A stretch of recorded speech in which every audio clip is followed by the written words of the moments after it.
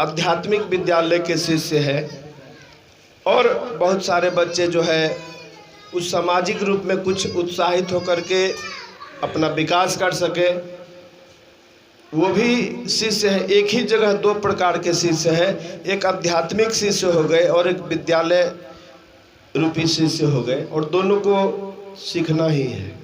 हम लोग उस विद्यालय से निकलकर इस आध्यात्मिक विद्यालय में आए हैं और उनकी शुरुआत अभी चल रही है। और विद्यालय कोई भी हो, विद्यालय में हमेशा सिखलाया ही जाता है।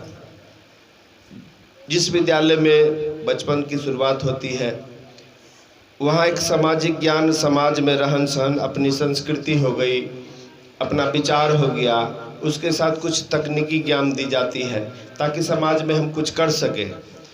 शिक्षा का एक मूल उद्देश्य होता है अपने बच्चों को अच्छा से अच्छा संस्कार देना, भविष्य में वो हमारे लिए कुछ कर सके, भविष्य में अपने समाज के लिए कुछ कर सके। और एक आध्यात्मिक जीवन है, आपका जीवन का जो शुरुआत हुआ है। जिस प्रकार से आप देखते हैं कोई रेलगाड़ी जब अमुक जगह से खुलती है, एक निश्चित अवधि पर जाकर के पुनः उसको वापस होना होता है, ठीक उसी प्रकार से आपको सारा जो सामर्थ्य, सारी जो शक्ति दी गई है, सारा जो सामर्थ्य दिया गया है, यह हमेशा ट्रांसफरेबल रहता है। आप और आपसे पूर्व आपको जो भी पूर्वज है धरोहर स्वरूप वो सारा व्यवस्था सौंप करके जाना होगा। पूर्व में जैसा कि भैया ने कहा कि जो व्यवस्था आपको दी जाती है वो पूर्व कहा, यहाँ का माया रूपी में आकर हम लोग फंस जाते हैं। सारे संसाधनों का उपयोग किए और निकल लिए, बस यही है। एक स्टेशन से हमारी गाड़ी खुली और एक स्टेशन पर जाकर ख़त्म हो जाएगी और पुनः वापस होगी, यह सच्चाई सभी जानते हैं।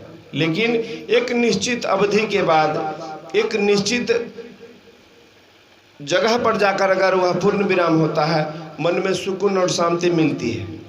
लेकिन आज देखिएगा कि आज का जो समय है, आज का जो दौर चल रहा है, उसमें एक अनिश्चितता ज़्यादा मात्रा में भर गया है। लोग संकट की ओर हमेशा अपने आप को घिरा हुआ महसूस करते हैं, और जहाँ जिसके ज़िंदगी में झांक करके देखिएगा, ऊपर से उसके चेहरे पर जितना भी रौनक हो जाए, लेकिन उसमें झांक कर आप जब देखिएगा बहुत सारे अंधकार उसके जीवन में आ जाते हैं, बहुत सारा ऐसा कष्ट से घिर जाता है जिसका कोई उपाय आपको नहीं मिलेगा। एक दूसरे को हम लोग बतला सकते हैं, उपाय जब नहीं है, उसी व्यवस्था को जिस प्रकार हम लोग कष्ट का आदान प्रदान करने के बाद कुछ नहीं मिलता है, वहाँ उसी शब्दों में 3 सूत्र का आदान प्रदान अगर कर लेते हैं तो फिर जिंदगी में बदलाव आना आपका शुरू हो जाएगा। यह पूर्णतः सत्य है और इस सत्य को हम लोग पिछले 20 वर्षों से जान रहे हैं। महाकाल महेश्वर शिव अपने शिष्यों का इस तरह से कष्ट और का जो हरण कर लेते हैं, वह जिस प्रकार से आपके दुखों को दूर कर सकते हैं, दूसरे के कष्ट आप सुनिए, बिल्कुल सुनिए, आप दूर नहीं करेंगे, लेकिन बस उस सूत्र आपको बतला देना है जिससे आपकी ज़िंदगी में जो है वह एक उजाला आया। जो आज अंधकार दूर करने के लिए हम लोग बल्ब जलाते हैं, वह बल्ब आपके आंतरिक जीवन में भी जलना शुरू हो जाएगा, और आपके जीवन में जब वह कष्ट दूर हो जाएगा, वह जब खुशहाली आने लगेगी, आप दूसरे को भी बतलाइएगा। यही ज़िंदगी है, जो 3 सूत्र है। जिस प्रकार हम लोग देखिएगा कि कोई भी संसाधन को करने के लिए हम लोगों को किसी विशेष व्यक्ति के पास जाना रहता है। अगर टीवी हम लोगों को ठीक करवाना है तो हम लोग इलेक्ट्रीशियन के पास जाएंगे, न कि कोई चापाकल मिस्त्री के पास अगर हम लेकर के चले जाएंगे, वह क्या करेगा, बोलेगा यह हमारे समझ से ऊपर की चीज़ है। लेकिन एक शिक्षक के पास अगर आप जा रहे हैं, वह आपके समाज के सारे बंधनों के बारे में आपको बतलाएगा। एक शिक्षक आपको सारे विषयों का ज्ञान देगा, वह किसी एक विषय पर बात नहीं करता है। और जितनी भी सारी समस्याएं हैं उस पर जब बात करने के लिए जाइएगा, वह कोई एक समस्या को ही दूर कर सकता है। आप अपने बच्चों को इस विद्यालय में दिए हैं, एक शिक्षक देखिएगा कि सारे विषयों का ज्ञान है और सारे विषय पढ़ा देगा, लेकिन एक कष्ट को आप लेकर के जाइए, आप प्लेन में जा रहा है या कहीं और आप चले जाइए, कोई दुख या बीमारी है, वह बोलेगा कि नहीं, केवल हम एक ही अंगों का इलाज करते हैं। आप तरह तरह की दुकानों में चले जाइएगा, कोई डॉक्टर आंख का है, कोई हाथ का हो गया, कोई फिजिशियन है, तरह तरह का भांज है। कोई एक व्यक्ति आपके सारे बंधनों को मुक्त नहीं कर सकता है, लेकिन महेश्वर शिव गुरु के स्वरूप में उतरते हैं। जिस प्रकार एक शिक्षक अपने बच्चों को सारे बातों को बतलाता है, उसके मन में चाहे किसी तरह की जिज्ञासा हो, मन में किसी तरह का कष्ट हो, आप अपने गुरु के पास अगर चले जाते हैं, वह कोई न कोई उत्तर देकर आपको संतुष्ट कर देगा। वह किसी एक व्यक्ति या किसी एक विषय पर बात नहीं करेगा, वह सारा ज्ञान देता है। उसी तरह महेश्वर शिव को अगर हम पकड़ लेते हैं, वह सारे बंधनों से मुक्त करते हुए आपके जीवन के अंदरूनी भाग में जो अंधकार है उसको वह दूर करता है। जो चेहरा बाहर से खुश नजर आता है, वह चेहरा भीतर से भी प्रकाशमान होगा और आपके कष्टों की मुक्ति हमेशा होते रहेगी। आपका सोच, आपका जो विचार आएगा कोई भी मन में, आप अंतर मन में कोई चर्चा करते रहेंगे, वह दूसरा व्यक्ति नहीं सुन सकता है। कोई भी व्यक्ति कोई भी कार्य जब भी करेगा, वह अंदर से एक आवाज़ आती है जिसको हम लोग आत्मा कहते हैं, और वह जिस ओर आपको लेकर के चला जाएगा, वह मन जो उस घोड़े पर सवार है, आप उधर की ओर चल पड़ेंगे। बस उसी मन को समझाना बहुत ही मुश्किल हो जाता है। लेकिन आज बाहर में बहुत सारा चमत्कार देखिएगा, घूम घूम करके थोड़ा सा आपको खेल तमाशा दिखला करके आपके मन को बतला देगा कि हम कुछ कर सकते हैं। भीड़ देखिएगा आप जहाँ तहाँ बाजार में जाइएगा, 10, 20, 50, जबकि सारे व्यक्ति पढ़े लिखे हैं। वह देखिएगा कि वह अपना व्यवसाय करने के लिए है, लेकिन उसके बातों का जो अंदाज़ा है, उस बातों के अंदाज़ा में देखिएगा कि इतना भय आपके अंदर पैदा कर लेगा। उस डर के वजह से देखिएगा कि अंत में 10 या 20 रुपये का कोई चूर्ण बेच देगा या कोई अंगूठी दे करके आपको ठग करके चला जाएगा। लेकिन मात्र 3 सूत्र में वो सारे बंधनों का उपाय है जो हम लोग आज तक करके खुश हैं, और आज तक मन में जो भी इच्छा हुई है, महेश्वर शिव किसी न किसी मात्रा में आकर के वह पूरा करते हैं।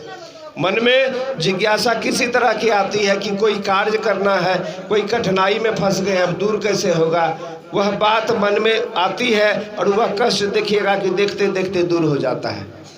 बस उसी 3 सूत्रों का खेला है। हमारे जीवन में जो कष्ट आया, हमने उस महेश्वर शिव को याद किया, एक बार नहीं कई एक बार याद करते रह गए। अब इस तरह से वार्तालाप होती है जैसे 5 व्यक्ति आपस में बैठते हैं, और जिस तरह से बात होती है ठीक उसी तरह से जैसे हम अपने आप का कष्ट अपने आप को दूसरे को बतला रहे हैं, वही कष्ट हम आप दूसरे को कहने के बजाय उस महादेव से कहते हैं, और वह महादेव खड़ा होकर के दूर करता है।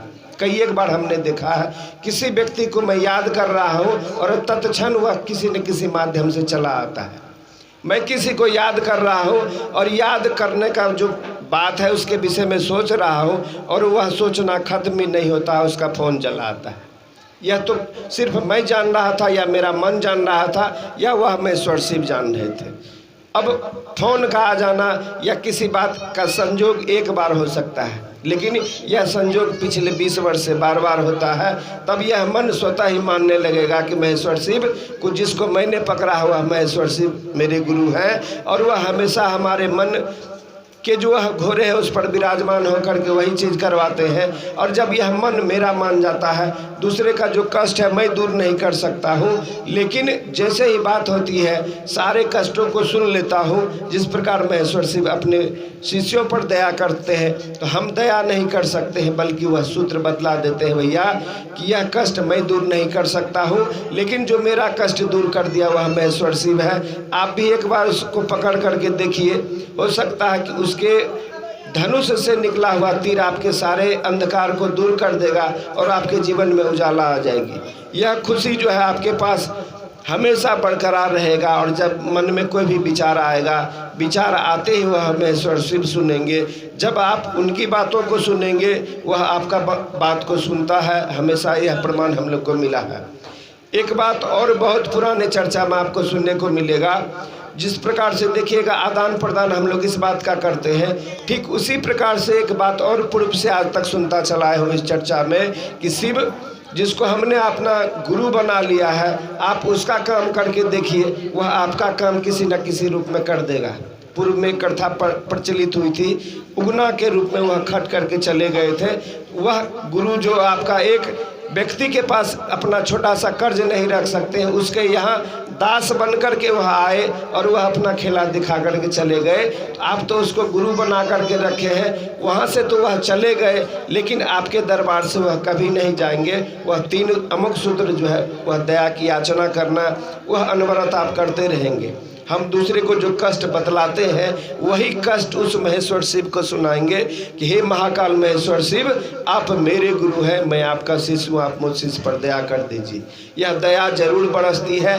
एक दस्तक जो हम लोग बार बार देते हैं, एक ही मंदिर है जो है बार बार अपना जो है इस स्वशरीर उपस्थित होकर के बतलाते हैं। वही बात हमको मंदिर जाने या किसी मस्जिद में जाने की आवश्यकता नहीं है। वही बात हम जहाँ हैं, जिस परिस्थिति में है, वहीं से उसको हम याद करते हैं। वह पुकार धीरे धीरे आपके मंतव्य में उतरना लगेगा। वह पुकार देखिएगा कि पहले कुछ समय के बाद सुनी जाने लगेगी और वह धीरे धीरे जब लगाव बढ़ता जाएगा, आपका इधर जो बात है वह पूरा भी नहीं होगा और वह माध्यम भेज देगा आपके कार्यों को सिद्ध करने के लिए। इसको बराबर मैं देखता हूँ, लेकिन यही कठिनाई तब तक आएगी। यह 3 सूत्र में दूसरा गुरु की चर्चा करना।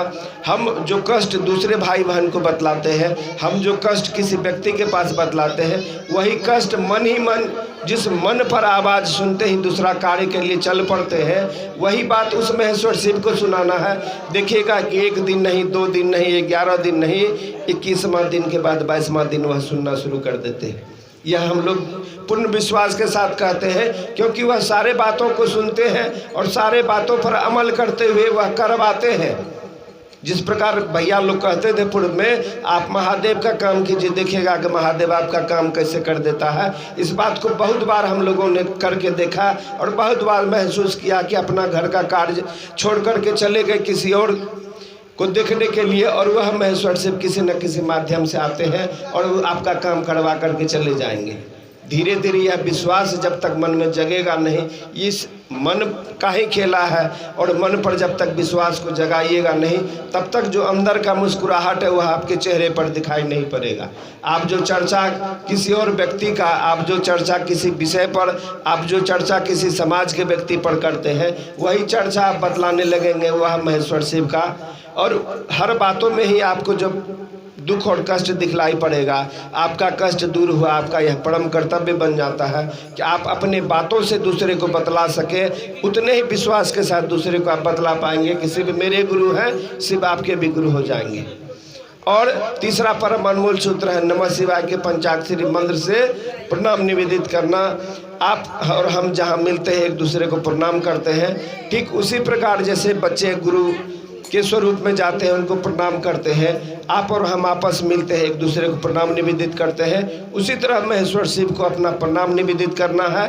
और इस 3 कंप्लीट सूत्र को आप आज से अगर करना शुरू कर दीजिएगा।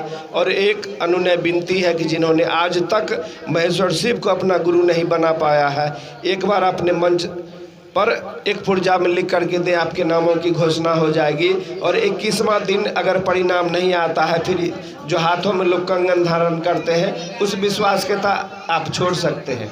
हम लोगों ने भी कहा कि भैया महेश्वर शिव को अपना नाम दे करके गुरु बना रहे हैं, लेकिन अगर मेरा काम नहीं हो पाएगा हम इस चर्चा में आना छोड़ देंगे। लेकिन एक एक दिन के बाद वह प्रगाढ़ विश्वास इस प्रकार से अटल हो गया, वह दुख इस प्रकार से दूर हो गया, जिस दुख को पूरे संसार में लगा कि कोई कष्ट है इसको दूर नहीं कर सकता है, वह महेश्वर शिव दूर कर दिए। और